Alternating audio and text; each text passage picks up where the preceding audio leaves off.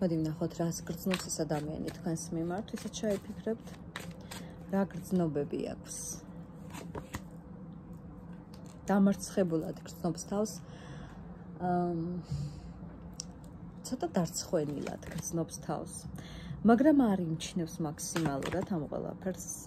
ძალიან აცნობიერებს, ასე რომ ვთქვათ, თანმიმდევრობით მის ყველა ნაბიჯს, მის ყველა დადებით და უსაქრციელობასაც კი ხას უსმევს და თქვენ ხართ მისთვის გოგონა, რომელიც იმსახურებს საუკეთესოს და ამას აცნობიერებს, მაგრამ თან აქვს შფოთი, რომ შენ ვიცი რასაც იმსახურებ და მე ამას შენ ვერ გაძლევ, ვერც მოგცემ, აწმო და მომავალიც, მაგრამ იმის შფოთიც მაქვს, რომ შენ ჩემთან ვერ იქნები. და დამარცხებულად გრძნობს რაღაცნაირად თავს. რაღაც მომენტში იძირება ემოციაში, ვერ გეტყვი რომ გრძნობა არის აი კონკრეტულად გამოკვეთილი სიყვარული ან რაღაცა. უბრალოდ რა არის იცი?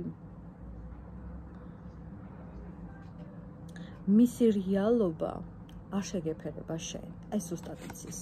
და აქედან გამომდინარე, თან იმის შფოთიც აქვს, რომ ვერ გაკაჩავს თქვენთან ურთიერთობას და ვერ მოგცემს იმას, რაც შენ გინდა, ამავე დროულად, ანუ ვერ გავსებს სიყვარულში, ყურადღებაში. და ამავე დროულად იმის შფოთიც აქვს, რომ ასეთი კარგი რო ხარ, ყველაფერ კარგს იმსახურებ, რა თქმა უნდა, ეს თუ არა, ვიღაცა მაინც ხოში ამჩნევს ამას და ყველანაირი შფოთი აქვს ადამიანს, რაღაცა რომ აი ეს არ დაეკარგო მას. როგორ დააზიანა ყველაფერი, აი როგორ დააზიანა თავისი უსაქრციელობით ყველაფერი, ადამიანი აყოლელია თავის, ასე რომ ვთქვათ, სიამოვნებას. მას ზუსტად იცის რა უნდა, სიამოვნებას იღებს და იღებდა თქვენგან, ოღონ იღებდა თითო.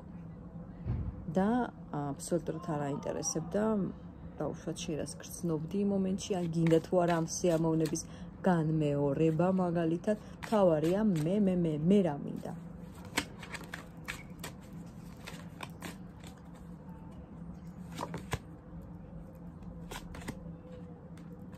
სიყვარულამდე